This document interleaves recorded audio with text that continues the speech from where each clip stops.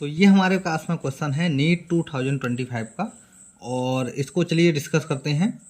The electric field in plane electromagnetic wave is given by, जो plane electromagnetic wave है उसकी electric field दी हुई है।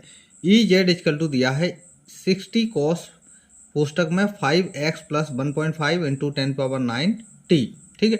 अब ये हमारे पास में है इलेक्ट्रिक फील्ड है।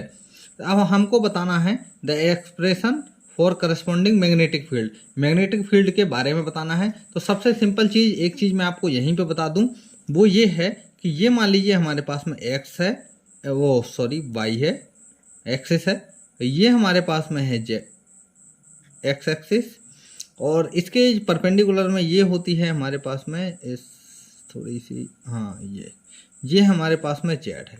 अब हमें एक चीज़ देखने से पता चल रही है, जो हमारी इलेक्ट्रिक फील्ड है वो z की ओर जा रही है, आगे भी या पीछे भी, ठीक है। इधर आप देख सकते हो इस z एक्सिस की अलोंग जा रही है। अब हमसे पूछा है मैग्नेटिक फील्ड के बारे में, लेकिन हमको इस इक्वेशन से देख करके एक चीज़ और समझ में आ रही है, ये x यानी कि ये x डायरेक्शन के अलोंग मूव कर रही है। इलेक्ट्रिक फील्ड y की ओर है और ये मूव कर रही है x डायरेक्शन के अलोंग। इलेक्ट्रोमैग्नेटिक वेव का जो है ये कंसेप्ट है कि जो वेव है जिस तरफ वो मूव करेगी उसके परपेंडिकुलर में होगा हमारी इलेक्ट्रिक फील्ड, और उन दोनों के परपेंडिकुलर में हमारी मैग्नेटिक फील्ड होगी।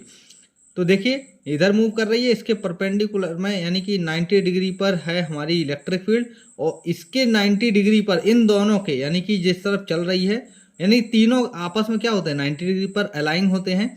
तो इस डायरेक्शन में y की डायरेक्शन में होगी हमारी magnetic field, magnetic field y की डायरेक्शन में होगी। तो सबसे पहली बात तो हम यहाँ पे हमको ये देख करके पता चल लगना चाहिए कि y डायरेक्शन में कौन कौन से ऑप्शन है। तो एक तो ये ऑप्शन है, हट गया यहाँ से, एक ये ऑप्शन हट गया, और अब हमारे पास में ये दो ऑप्शन बचे हैं। चलो इनको भी हम आगे चल के डिस्कस कर लेते हैं, ठीक है।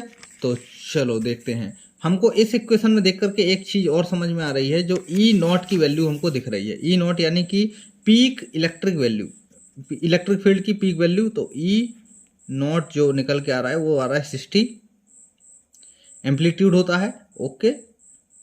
अब हम देखेंगे कि ई नॉट हमारे पास में 60 है, तो इन दोनों के बीच में जो रिलेशन होता है सी का, वो होता है ई नॉट अपॉन बी नॉट। हमको बी नॉट की वैल्यू पता चल जाए तो हम जो है बहुत कुछ निकाल सकते हैं।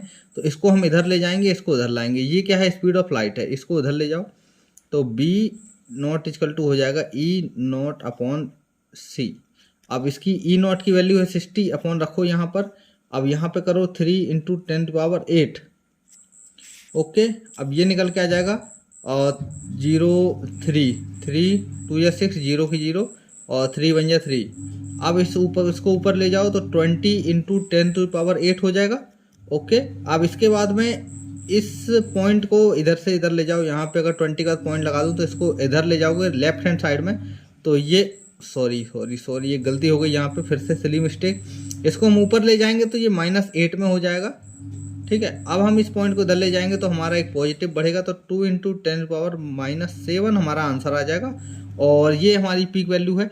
तो पीक वैल्यू को हम आगे रखेंगे, तो देखिए आप एक ही दोनों ऑप्शन में केवल एक में ही ये वैल्यू हमको दिखाई दे रही है, ये वाली।